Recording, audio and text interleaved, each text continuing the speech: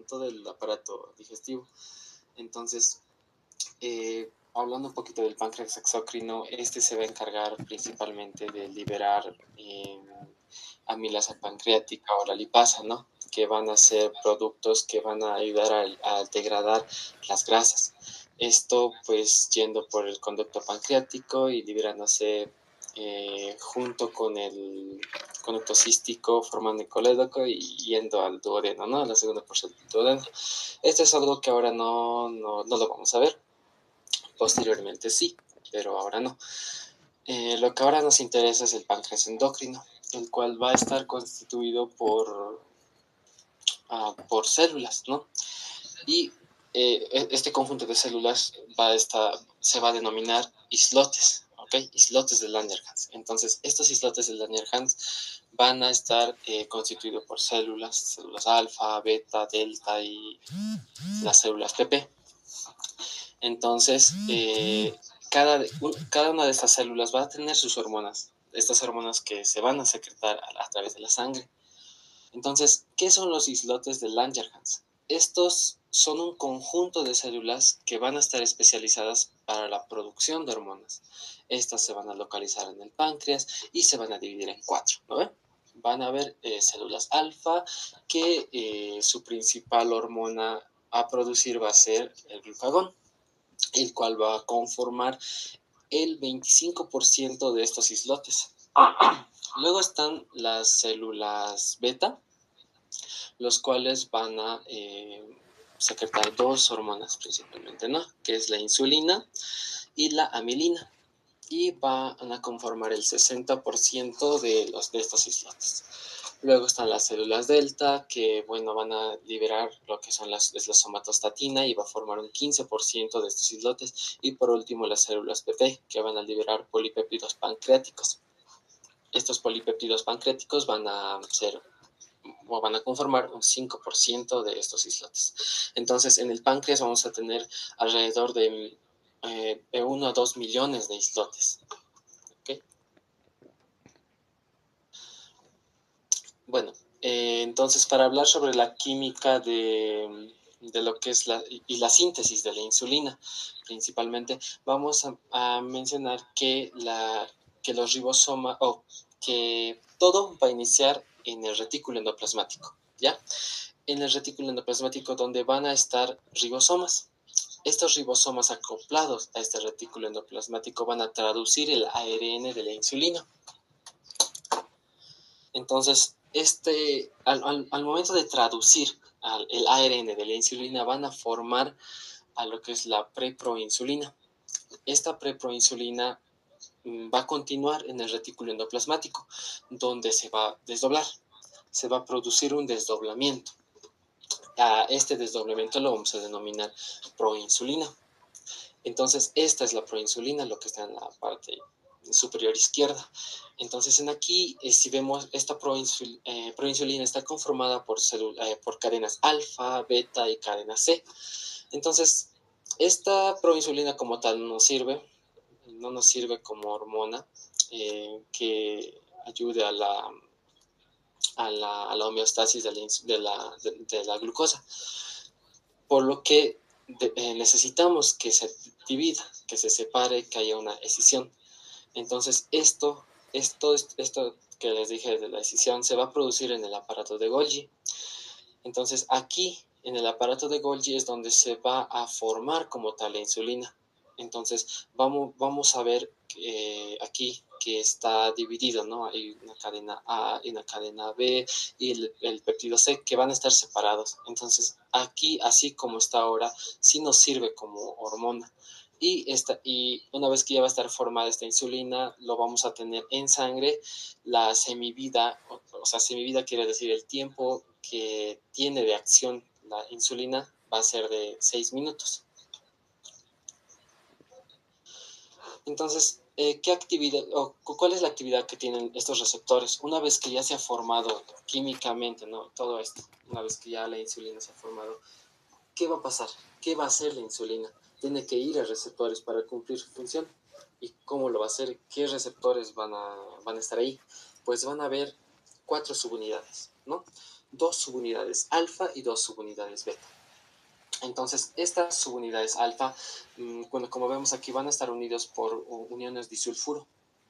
Entonces, cuando la insulina llega a estos receptores, primero va a llegar a los receptores alfa, que van a estar fuera de la célula, luego a los receptores beta, que van a estar entre la célula. Entonces, la insulina llega a la subunidad alfa, ya, se une. Posterior a eso, va a pasar a la subunidad beta y se va a producir, una vez que la insulina va a pasar a la subunidad beta, se va a producir una autofosforilación.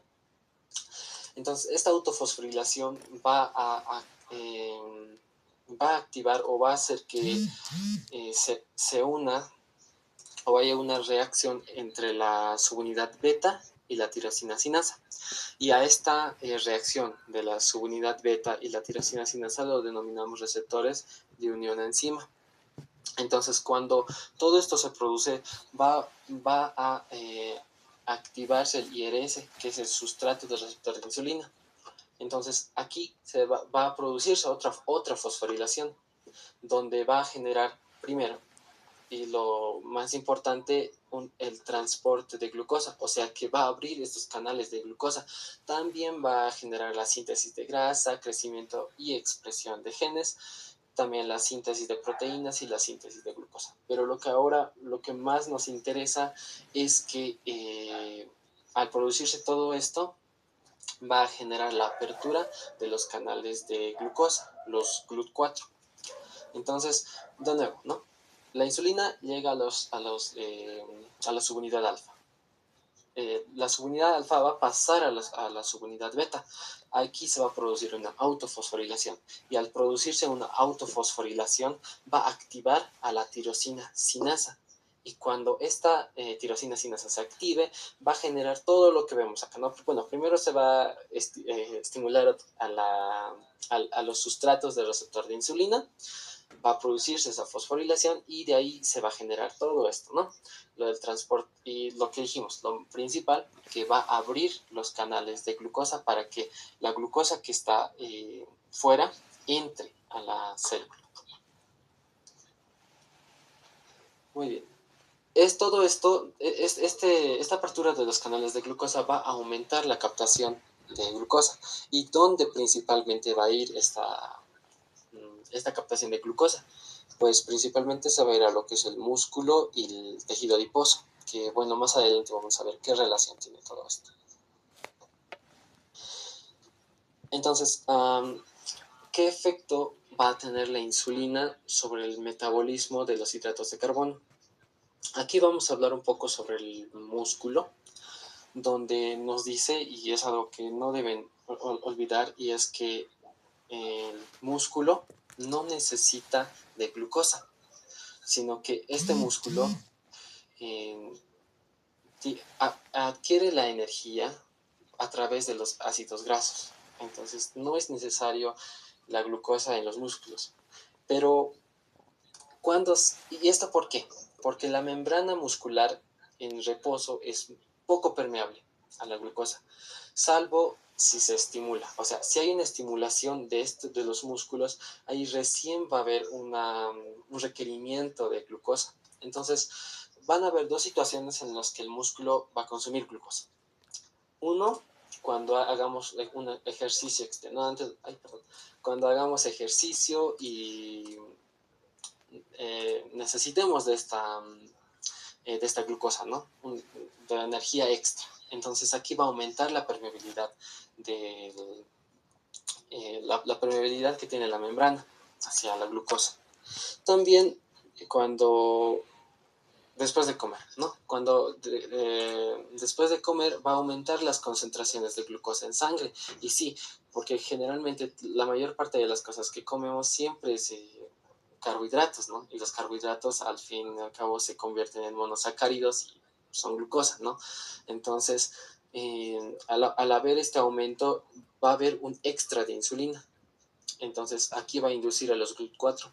Los GLUT4 son transportadores de glucosa, que tal vez ya lo vieron en bioquímica. Entonces estos transportan de manera rápida la glucosa a los miocitos. ¿Ya? Entonces, de esta forma es como que la glucosa suplanta a los ácidos grasos, ya que el músculo ya no va a requerir de ácidos grasos, sino de glucosa. ¿Y esto por qué? Porque hemos hecho ejercicios extenuantes o simplemente porque después de la comida, ¿no? Entonces, ahora, ¿qué sucede cuando no hacemos ejercicio? Entonces, cuando no hacemos ejercicio, eh, no hay captación de glucosa. Entonces los miocitos se convierten en glucógeno. Y recordemos que glucógeno es, como decir, la forma de la glucosa en la que se almacena. Entonces cuando nosotros hablamos de glucógeno, hablamos de una glucosa que está siendo almacenada. En este caso, un glucógeno muscular, ¿no? Que está siendo almacenada de un 2 al 3% de esta concentración. Bien, la insulina facilita tres cosas, ¿no? Principalmente, la captación, almacenamiento y utilización de la glucosa, ¿ya? Entonces, estas pequeños detalles no tienen que olvidarse porque puede ser tal vez pregunta de examen, ¿qué hace la insulina? ¿Qué funciones tiene la insulina? Entonces, la insulina capta glucosa, la insulina almacena glucosa y la insulina utiliza o almacena esta glucosa, lo que es en el hígado. Entonces, como dice aquí, ¿no? La insulina favorece la captación de glucógeno hacia el hígado. Claro, o sea, toda la glucosa que esté en el torrente sanguíneo lo va a llevar al hígado por los HDL. Lo lleva y se almacena como glucógeno. Entonces, cuando no hay comida, disminuye la glucosa y por ende la insulina también va a disminuir. Entonces, el glucógeno que se capta en el hígado sale, ¿ya? Cuando no hay glucosa en la sangre, obviamente necesitamos de glucosa en sangre. Entonces, cuando no haya glucosa en sangre, el hígado necesita liberar. Entonces, para eso, liberar glucosa. Entonces, para eso va a salir del hígado al torrente sanguíneo glucosa. Y para todo esto van a haber mecanismos, o se van a producir diferentes mecanismos. Uno de estos es que el depósito de glucosa es el hígado. Primero va a haber un depósito de glucosa hacia el hígado. ¿Y esto por qué? Pues porque hay gran cantidad de glucosa en sangre. Entonces, ¿cuáles son esos mecanismos? Primero, se inactiva la fosfolipasa hepática. ¿Y qué es la fosfolipasa hepática? No es nada más que una enzima que ayuda a degradar el glucógeno hepático. Entonces, gracias a la insulina se inactiva esta enzima. ¿Para qué? Para captar glucosa en el hígado. ¿Ya? Otro es que la insulina va a aumentar la actividad de la glucosinasa. ¿Y qué es la glucosinasa? La glucosinasa es una enzima de igual forma, pero esta se encarga de la fosforilación de la glucosa. Esto inicialmente. Entonces, para la captación de glucosa, es para eso que aumenta, o es para eso que sirve esta esta enzima, para la captación de glucosa en el hígado. Entonces la glucosa queda atrapada dentro del hígado y es ahí donde se ocurre esto de la fosforilación. Luego está que, bueno, esta insulina va a fomentar o va a promover la actividad de la glucógeno sintetasa, que está, como dice, sintetasa, entonces responde a la formación de glucógeno, entonces sintetiza el glucógeno. Entonces todo esto con el fin de ¿qué? De conseguir, según el Guyton, 100 gramos de glucógeno almacenados en el hígado, ¿ya? También va a haber otro proceso, otro mecanismo, se podría decir, donde la glucosa, donde vamos a liberar la glucosa del hígado, ¿ya? Esta vez ya no vamos a meter la glucosa que está en sangre al hígado, sino que esta vez vamos a liberar la glucosa que está, o el glucógeno que está en el hígado, lo vamos a transformar en glucosa y llevarlo a la sangre. Entonces, cuando la glucosa en sangre disminuye, la insulina también disminuye. ¿Ya? Esto, ¿cómo sucede o cómo es esto?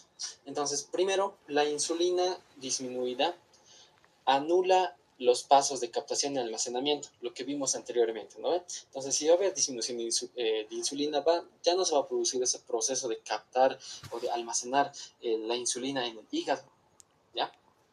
Entonces, aquí se va a activar la fosforilasa hepática. ¿Esto qué es? Es una enzima, de igual forma, que convierte el glucógeno en glucosa fosfatada o glucosa fosfato. Entonces, esta enzima nos va a ayudar a convertir ese glucógeno que está en el hígado para llevarlo a la sangre. Entonces, ¿qué va a pasar? Ya, la glucosa como glucosa fosfatada o la glucosa fosfato no nos sirve, ¿ya? No nos sirve como tal. Necesitamos deshacernos de ese fosfato y para eso se activa la glucosa fosfatasa, que esta separa la glucosa del fosfato, ¿no? Entonces, es ahora sí cuando nosotros sí podemos usar de esta glucosa y sí se podría liberar del hígado. ¿Esto por qué? Ahora, ¿por qué se libera todo esto? Pues por la falta de glucosa en sangre, ¿no ven? Entonces es así este mecanismo de la liberación de glucosa por el hígado. Ya, ahora la insulina va a favorecer a la conversión del exceso de glucosa en ácidos grasos e inhibe la gluconeogenia hepática. ¿Qué quiere decir esto? Cuando se supera la capacidad de depósito de glucosa en el hígado, dijimos que la de 100 gramos, ¿no? Es su límite, se podría decir. Entonces, cuando se supera esta capacidad de depositar la glucosa como glucógeno en el hígado, pues esta se convierte en ácidos grasos. Es por eso que se recomienda no consumir bebidas azucaradas o incluso el refresco, ¿no? Porque tiene mucho azúcar y este azúcar a la larga se convierte en ácidos grasos y estos ácidos grasos posteriormente se convierten en triglicéridos. Entonces, todo esto, ¿por qué pasa esto? Pues por la insulina. Entonces, la insulina convierte la glucosa en ácidos grasos y estos ácidos grasos se van a ir al torrente sanguíneo. Como son triglicéridos, se van al torrente sanguíneo y aquí en el torrente sanguíneo puede causar incluso ateromas o por los LDL llevar este colesterol, estos triglicéridos al torrente sanguíneo y provocarnos tal vez patologías vasculares, ¿no? Ahora, esto es muy importante. ¿Y qué efecto tiene la insulina en el encéfalo? En el encéfalo no es necesaria la insulina. No es que el cerebro necesite de insulina. ¿Por qué? Porque el encéfalo es muy permeable a la glucosa, entonces no necesita de esta insulina para que entre la glucosa, porque la glucosa va directo al encéfalo. Entonces, cuando requieren energía, solo se suministra insulina y ya, ¿ya? Y bueno, pues esta, a comparación de tal vez el músculo, el tejido adiposo, no va a requerir de grasa como fuente de energía.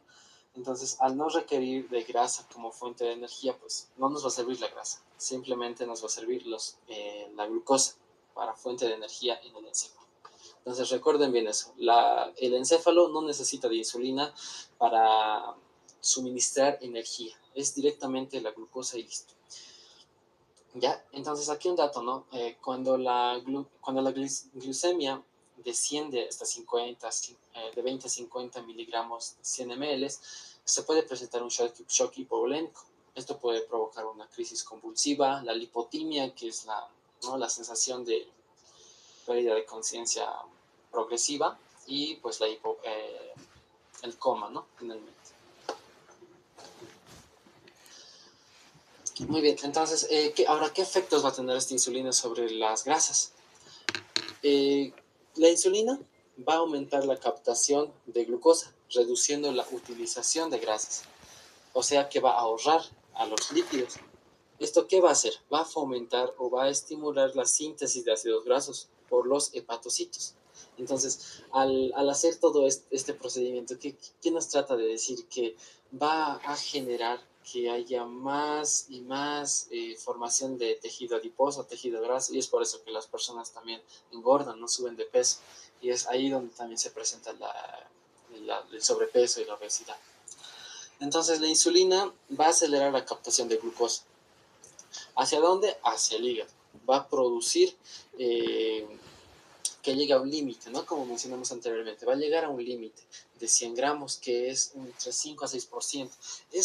Esto va a inhibir la síntesis de glucógeno, ¿ya? Y al inhibir la síntesis de glucógeno, ¿qué va a pasar? Hay mucho glucógeno en el hígado. ¿Qué va a pasar?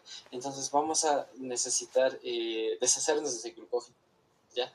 Entonces, uno puede ser creando tejido adiposo, otro puede ser degradando la glucosa. Entonces, ¿cómo se degrada la glucosa? Primero, una vez que la glucosa se degrada, se convierte en piruvato. Este piruvato se convierte nuevamente en acetilcoenzima A, que este acetilcoenzima A va a ser el sustrato para la síntesis de estos ácidos grasos. Entonces, este acetilcoenzima A necesita carboxilarse, necesita de la acetilcoenzima carboxilasa. Entonces, ¿de dónde va a salir esta acetilcoenzima carboxilasa? Si recordamos el ciclo de Krebs, pues sale de ahí, ¿no? La acetilcoenzima carboxilasa. Entonces, usando esta acetilcoenzima carboxilasa, se carboxila la acetilcoenzima y se forma malonilcoenzima. ¿Ya? Eso hasta ahí. Luego, estos ácidos grasos se sintetizan en el hígado, ¿no? Como mencionamos, en el hígado y se van a formar triglicéridos. Entonces, estos ácidos grasos se van a unir al alfa-glicerol fosfato, que este alfa-glicerol fosfato es similar al glicerol, ¿no? Recordemos que una parte de los triglicéridos es el glicerol, ¿no? Entonces, este alfa-glicerol fosfato se transporta hacia las lipoproteínas, ¿no? Y recordemos que hay 4 o 5 lipoproteínas, las HDL, LDL, VLDL, ¿no? Entonces, se va a transportar a las lipoproteínas, pero no es así de fácil, no es que va a ir y ya. Necesita, esos triglicéridos, necesita producirse un desdoblamiento. Este desdoblamiento se da por la lipoproteína lipasa. Entonces, esta lipoproteína lipasa desdobla al triglicérido y lo convierte en ácido graso. ¿Para qué? Para entrar y almacenarse en las lipoproteínas. Entonces, una vez que entra, se vuelve a convertir estos ácidos grasos. Una vez que entra a las lipoproteínas, se vuelve a convertir en triglicéridos.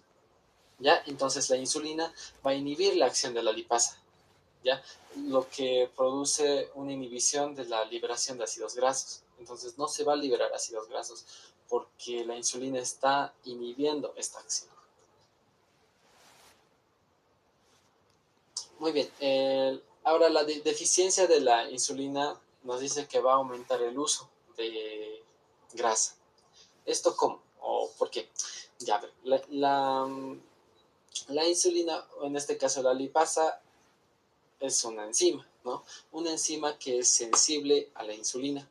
Entonces, al ser sensible, la insulina va a activar la lipasa y la hidroliza. Entonces, cuando la lipasa se activa, va a hidrolizar a los triglicéridos que van a estar almacenados. Esta hidrolización de los triglicéridos va a formar ácidos grasos. Entonces van a ver, estos ácidos grasos a su vez se van a convertir en sustratos energéticos para los tejidos. Entonces, aquí quiero llegar con esto, a que los ácidos grasos igual nos sirven como fuente de energía para generar energía, ¿no? ¿Y esto gracias a quién? A la lipasa. Entonces la lipasa es muy importante para la generación de energía de ácidos grasos, pero no, como mencionamos anteriormente, no para el encéfalo. Para el encéfalo, al encéfalo no le interesan los ácidos grasos. Al encéfalo solo le interesa la glucosa. Entonces, para el encéfalo no es importante estos ácidos grasos, pero sí para los demás tejidos. Entonces, si hay un déficit de insulina, va a haber un aumento de la concentración de colesterol en sangre. ¿Esto a dónde va? Entonces, el exceso de ácidos grasos más el déficit de insulina puede formarnos nuevamente valvulopatías, o bueno, mejor dicho, alguna alteración en los vasos sanguíneos, ¿no? Como podemos ver aquí en la imagen, placas de ateroma, que tal vez ya conocen o más adelante lo van a ver, que son estas placas de ateroma, no son nada más que triglicéridos y colesterol, que por acumulación de de por el déficit, se podría decir, podría ser hasta una razón, el déficit de insulina, se va a acumular triglicéridos y colesterol en los vasos sanguíneos y esto va a generar placas de ateroma y estas placas van a obstruir el paso de los vasos sanguíneos y puede generar incluso isquemia.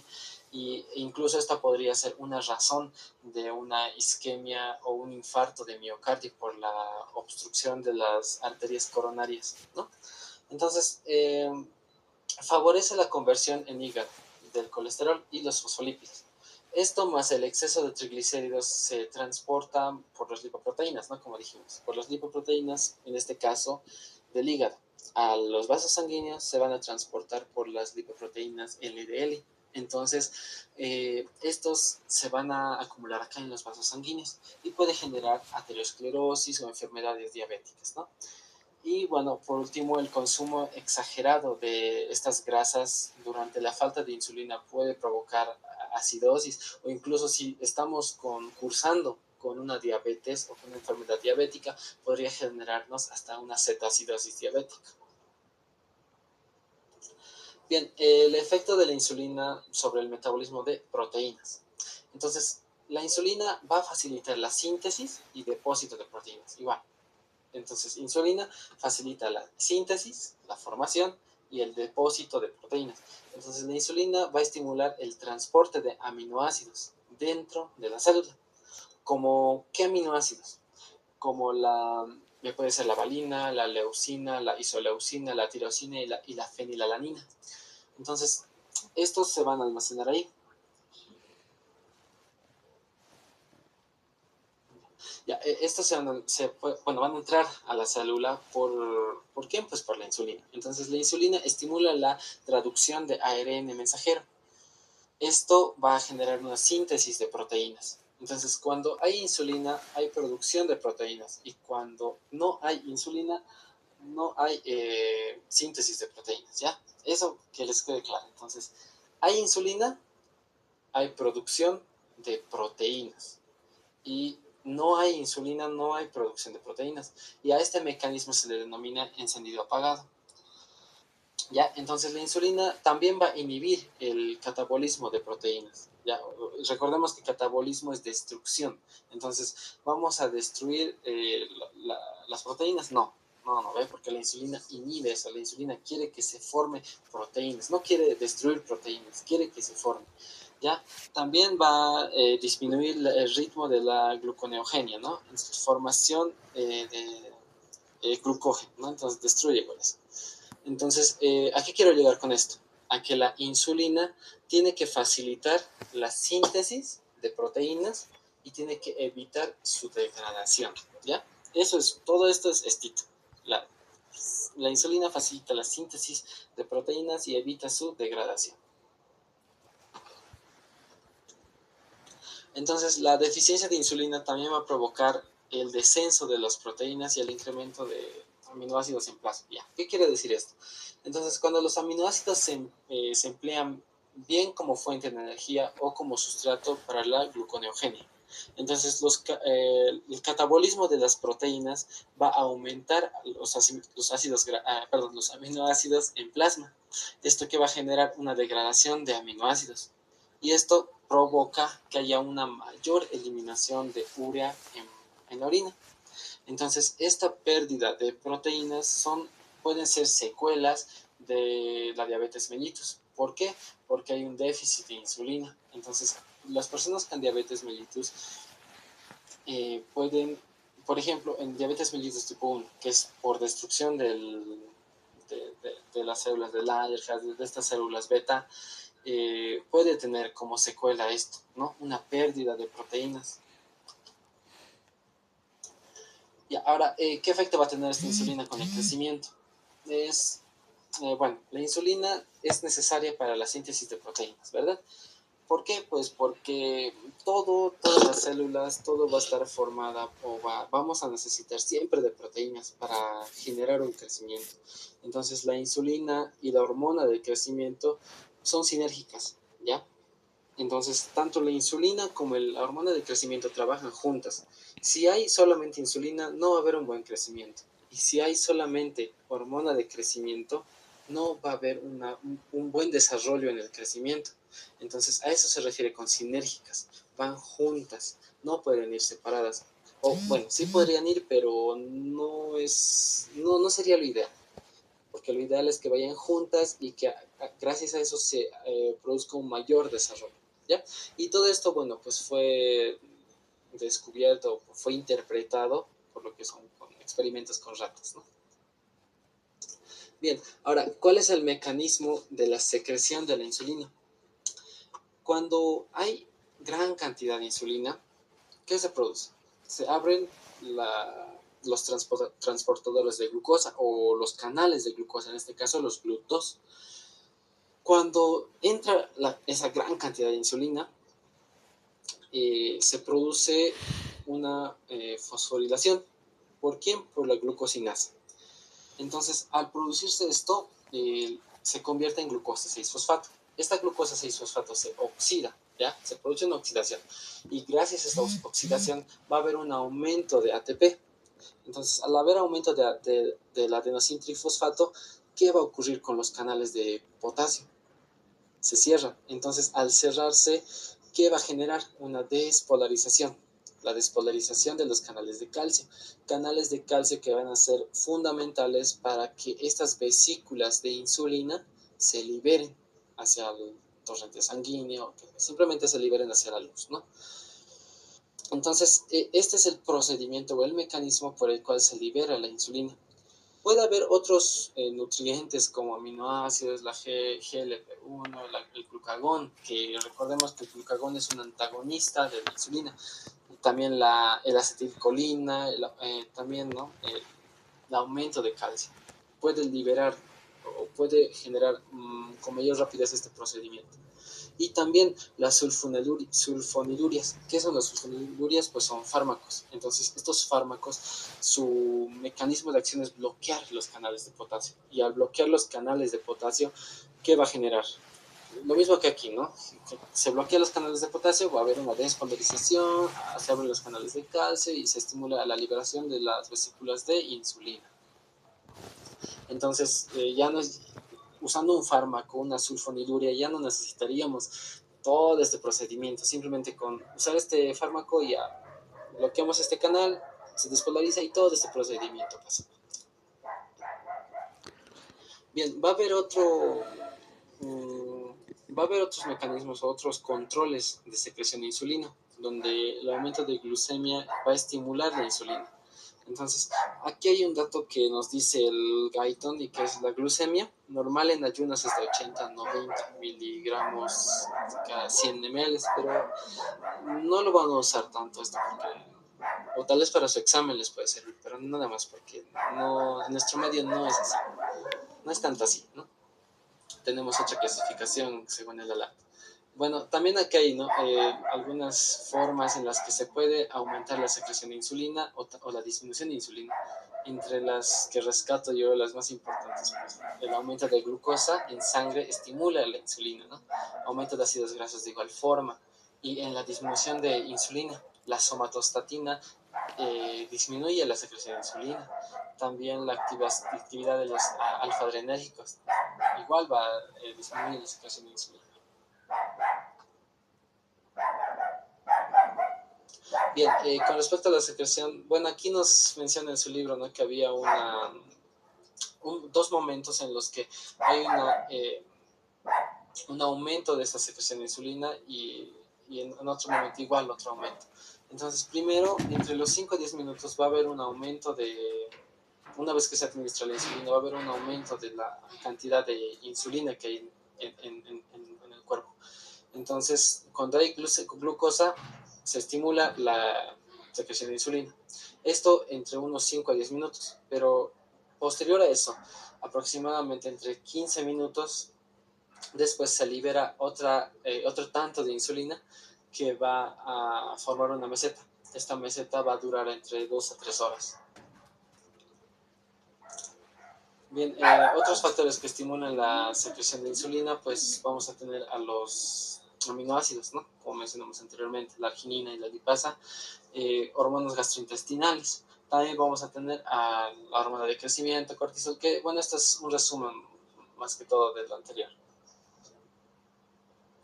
Entonces, ya hablando sobre el glucagón y su función. Ya, entonces el glucagón sabemos que va a estar liberada por células alfa. Entonces, estas células alfa, cuando haya disminución de glucosa, se estimula, ¿no? La liberación de glucagón. Porque glucagón, cuando haya un déficit de glucosa en sangre, se va a activar el glucagón, porque el glucagón activa o libera glucosa, perdón, libera glucosa. Entonces, el glucagón va a provocar la gluconeogenia, o sea, formación de nueva glucosa, y va a aumentar la glucosa en sangre.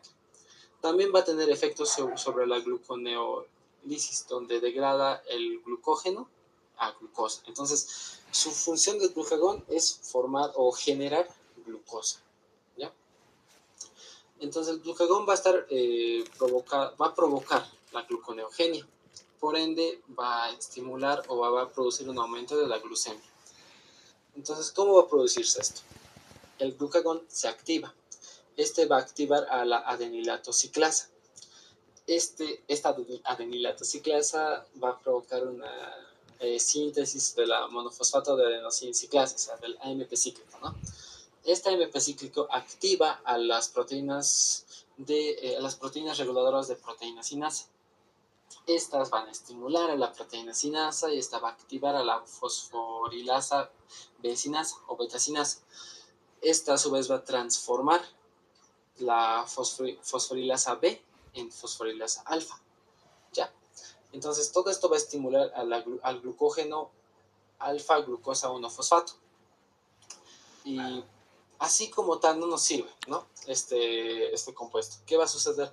Va a haber una desfosforilación.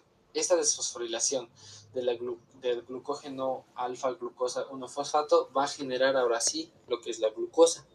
¿Y dónde va a dirigirse todo esto? Pues tanto al hígado como a los adipocitos.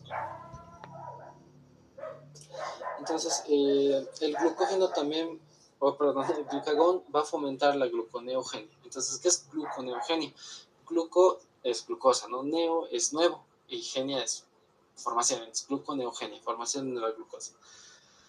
Cuando se agote la glucosa o el glucógeno en el hígado, se va a producir esta hormona, el glucagón, el cual va a generar glucosa, ¿no? ¿Para qué? Para distribuirlo al torrente sanguíneo. ¿De dónde va a sacar todo esto?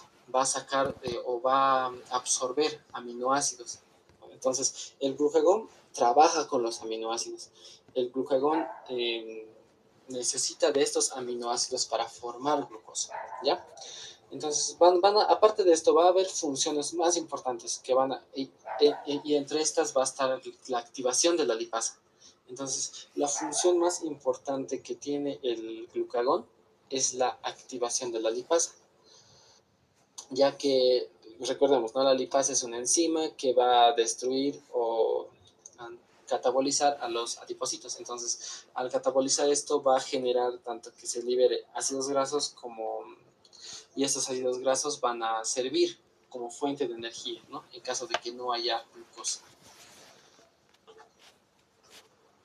Bien, la regulación de la secreción de glucagón. Primero, la hiperglucemia, o sea, mayor o gran cantidad de glucosa en sangre, inhibe la secreción del glucagón. Y sí, o sea, ¿para qué necesitamos glucosa si ya hay demasiada glucosa en sangre? ¿No ve? Y es por eso que se inhibe el glucagón, gracias a que hay demasiada glucosa. Y bueno, la otra cara de la moneda sería cuando hay una hipoglucemia, donde ahí sí necesitamos al glucagón para que nos genere esa glucosa. También cuando hay un incremento de aminoácidos en sangre, se va a estimular el glucagón. Recordemos que el glucagón trabaja con los aminoácidos. Entonces, cuando haya va a haber una mayor conversión de glucosa y va a poner, va a estimular a que haya más glucosa en sangre. También en ejercicios se estimula esta secreción de glucosa, porque cuando nosotros hacemos ejercicio gastamos energía, y la energía es ATP, y el ATP se forma gracias a la glucosa. Entonces, al hacer ejercicio vamos a requerir de más glucagón para generar lo que es insulina, perdón, para generar lo que es la glucosa, ¿no? Bueno, la última, esta es una hormona que es muy peculiar, ya que inhibe la secreción tanto de glucagón como de insulina. Entonces, si la insulina inhibía al glucagón y el glucagón inhibía a la insulina, ¿quién inhibe estas dos para que no se descontrolen? La somatostatina. Entonces, esta somatostatina va a inhibir tanto el glucagón y a la glucosa. Entonces, la somatostatina es secretada por la célula delta, ¿no? Es un polipéptido de 14 aminoácidos, tiene una semivida de 3 y ya. Entonces, quiero que se queden con eso, ¿no? Que la somatostatina inhibe al glucagón y a la insulina, ¿ya? Inhibe a ambos. Entonces, sus efectos inhibidores van a ser que reduce la secreción de insulina y glucagón, también va a reducir la motilidad del aparato digestivo, ya tanto en el estómago, duodeno, vesícula y demás. Entonces va a disminuir la secreción de todo esto para la absorción general del tubo digestivo. Bien chicos, eso sería todo con respecto a estas dos hormonas. Ahora, no sé si quisieran tocar ahorita el tema de diabetes y ya está.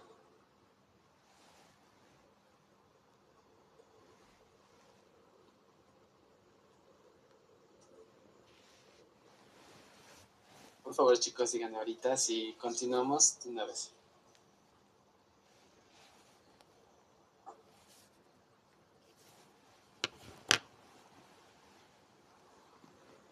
Ya, a ver, ya, continuamos ya. Igual todo esto lo he sacado de su, de ala. Ya, bueno, continuando con diabetes. Ya. Am, para hablar de la diabetes tenemos que entender primeramente la definición, y eso sí les van a preguntar, yo creo que en sus prácticas. Definime diabetes, porque diabetes no es aumento de glicemia o de glucosa en sangre y ya, no. La diabetes es un síndrome, entonces este síndrome es un desorden metabólico, ¿ya? De múltiples etiologías y es característica por una hiperglucemia crónica. Entonces, por eso la mayor parte de las personas denominamos como diabetes a hiperglucemia. No. Entonces, es un síndrome con múltiples etiologías que se caracteriza por hiperglucemia, o sea, hiperglucemia, emia, sangre, ¿no? Glucemia, glucosa, mucha glucosa. Entonces, eh, y también se caracteriza por la alteración de estos elementos que son los carbohidratos, grasas y proteínas. Entonces, la alteración de estos del carbohidrato, de la grasa y de las proteínas y, eh, y más, ¿no? Las múltiples etiologías y la hiperglucemia crónica que se presenta en los pacientes es a esto que denominamos diabetes, ¿ya? Entonces, esta diabetes va a tener su clasificación. Según ALAT tiene 4, pero incluso he visto yo que había diabetes mellitus tipo 5, pero no lo menciona, tal vez porque está desactualizado el ALAT, pero ya. Entonces, la diabetes está conformado por 4, ¿no? Diabetes mellitus tipo 1, tipo 2, diabetes gestacional y otros tipos de diabetes, de causa idiopática o de causa desconocida, ¿ya? Hablando de la diabetes tipo 1. La diabetes tipo 1, y esto es está muy resumido, es lo que se tienen que recordar, y es que la diabetes tipo 1 es por destrucción de las células beta, ¿ya? Entonces, diabetes tipo 1, destrucción de células beta. ¿Y esto qué genera? Un déficit o una deficiencia en la absorción de insulina, porque no va a haber células beta. Entonces, un déficit es absoluto de esta insulina va a generar que haya demasiada glucosa en sangre, ¿ya? A esta diabetes tipo 1 también lo denominamos como diabetes autoinmune latente, o sea, continua del adulto, ¿ya? Entonces, las primeras manifestaciones de esta diabetes tipo 1 aparece en la pubertad. Tiende a manifestarse en etapas tempranas de la vida, o sea, en etapas tempranas adultas, o sea, jóvenes. Entonces, ¿tiene una subclasificación? Sí. Cuando es posible medir anticuerpos tales como el antígeno GAP de 65, anticélulas de islotes, las antitirosinas fosfatasas y la antiinsulina. Cuando es posible medir estas enzimas, estas sustancias, sí lo vamos a poder clasificar en dos tipos de diabetes, sí nos va a poder permitir, pero si solamente hacemos una medición de la glucosa por laboratorios, pues no como tal, no solo nos vamos a quedar con diabetes tipo 1 y ya, pero cuando podamos medir o podamos cuantificar todo esto, sí vamos a poder dividir en dos tipos de diabetes tipo 1, la autoinmune y la idiopática. Entonces, como ven en la imagen, se da por destrucción de las células beta, ¿ya? Entonces, esto generalmente es autoinmune, o sea, que el propio cuerpo tiende a destruir estas células beta y es por eso que se produce este tipo de diabetes. Luego está la diabetes tipo 2, el cual se produce en pacientes en pacientes que son en un cierto grado son resistentes a la insulina y en otro tipo de pacientes que tienen deficiencia en la producción de insulina. Entonces, la diabetes tipo 2 se caracteriza por resistencia a la insulina y por déficit de la producción de insulina, ¿ya?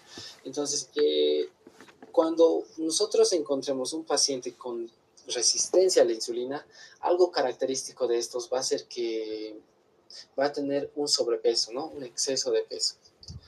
Y cuando nosotros encontremos a un paciente diabético con diabetes tipo 2 y bueno, por deficiencia de la producción de insulina, va a ser característico en ese tipo de pacientes la pérdida de peso. Entonces, va a haber una reducción progresiva de esta producción de insulina, ¿no?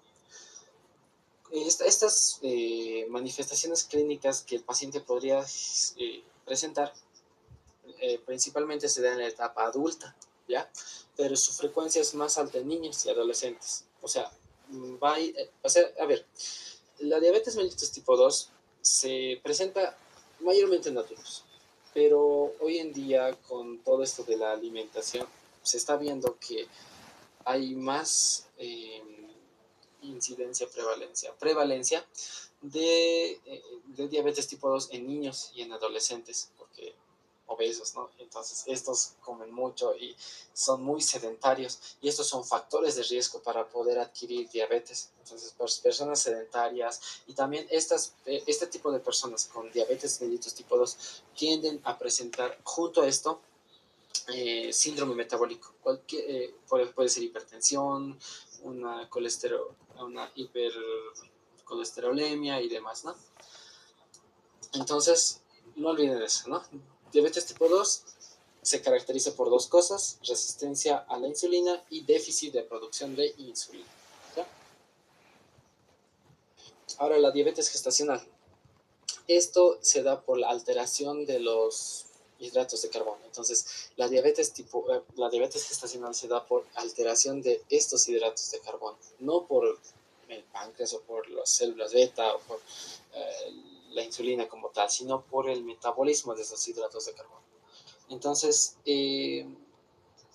esta puede tener una severidad variable, ¿ya? La mayoría de los casos se normaliza su glicemia con la resolución del embarazo, pero puede haber casos en los que no, en los que primero, bueno, se produzca niños, un parto prematuro, después hay un desprendimiento de lo que es la placenta y los bebés nazcan con un peso elevado, esto por la gran cantidad de glucosa. Y como anteriormente, más atrás vimos que si hay mucha glucosa, esta se convierte en ácidos grasos y aumenta, ¿no?, los adipocitos. Entonces, es por eso, y esa es la explicación de por qué los bebés nacen con peso elevado cuando la mamá tiene o cuando hay una diabetes gestacional.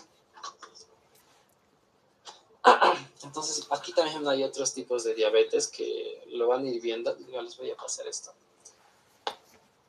Bien, las etapas de la diabetes. Entonces, así como hay tipos de diabetes, van a haber etapas, ¿ya? Etapas que un paciente diabético va a presentar.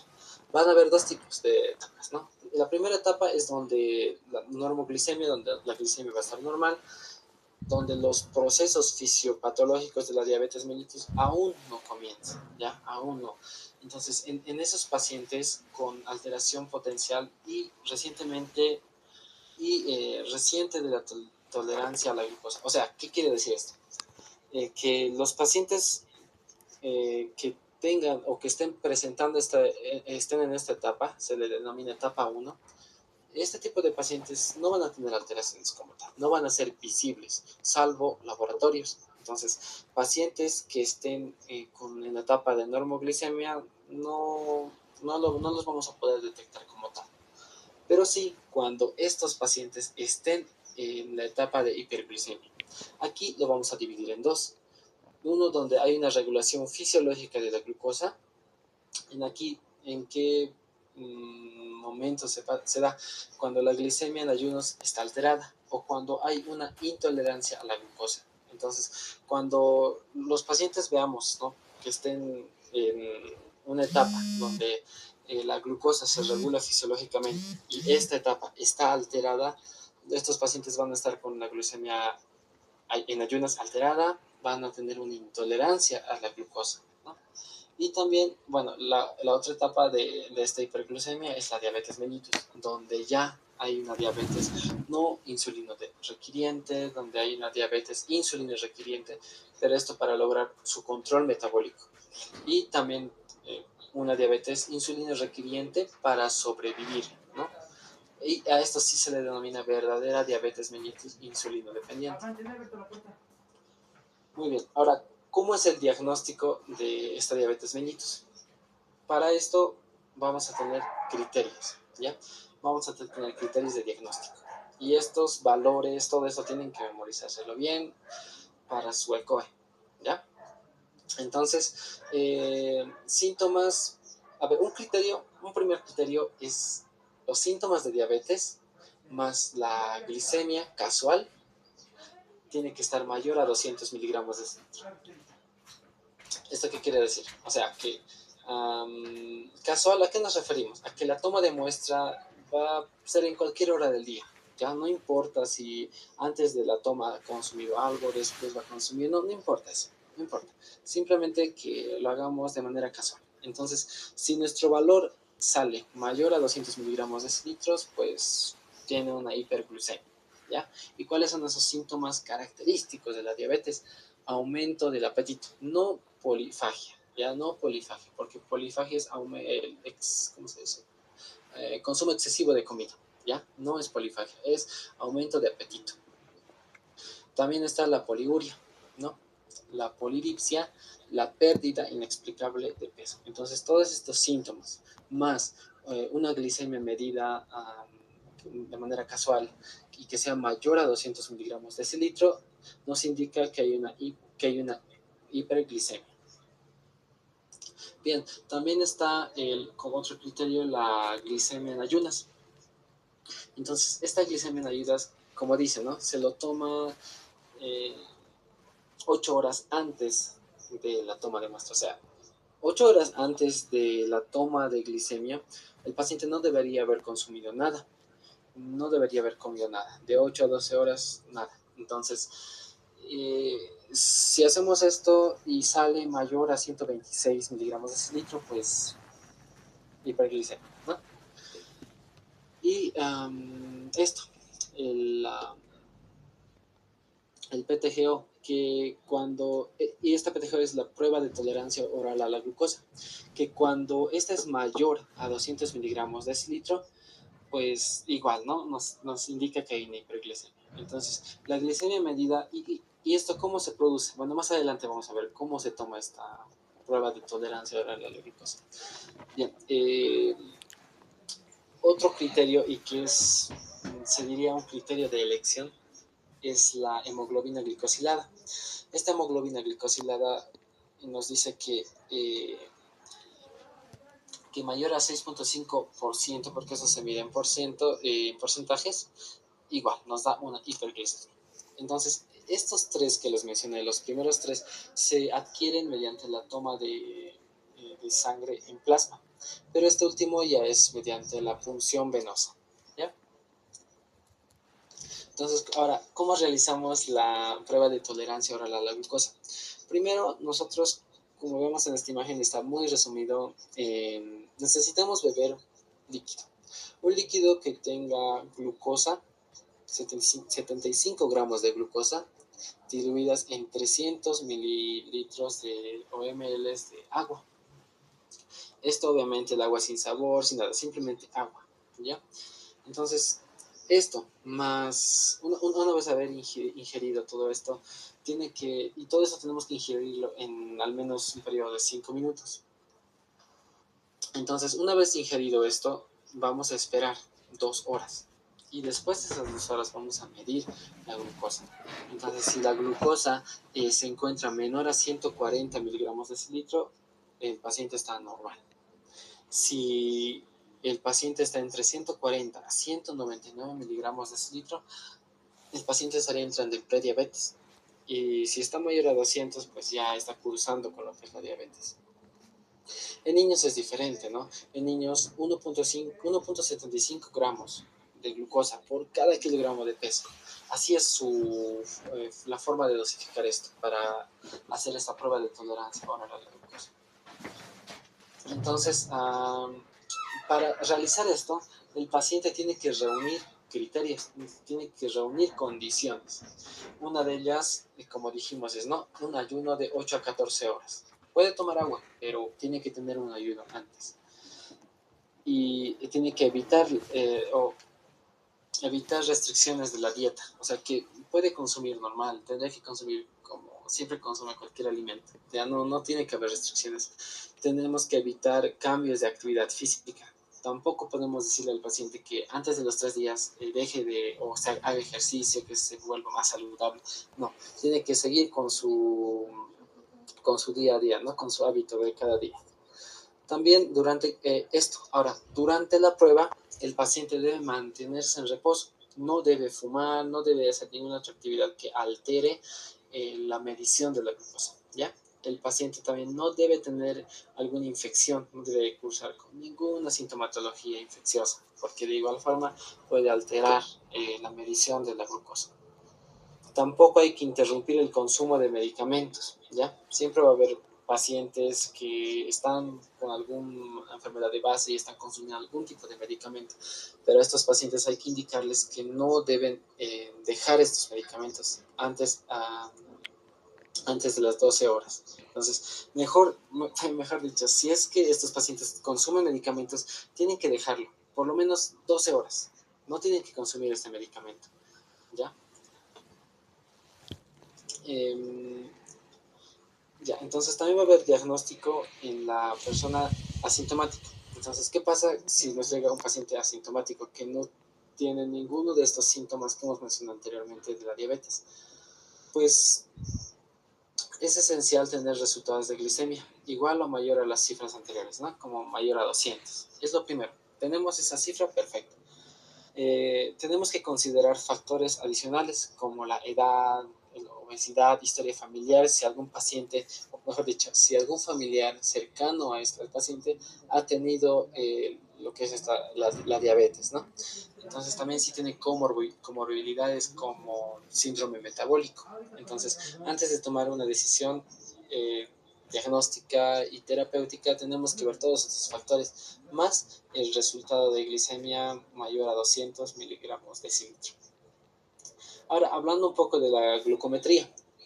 La glucometría, algo que deben entender bien es que eh, esto se usa en pacientes pre y postprandial, perdón, esto se usa en pacientes que ya han sido diagnosticados con diabetes.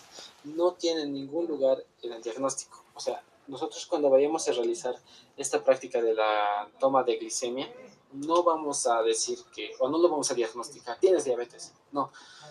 Eh, Cuando usamos esto, es simplemente para control, no para diagnosticar.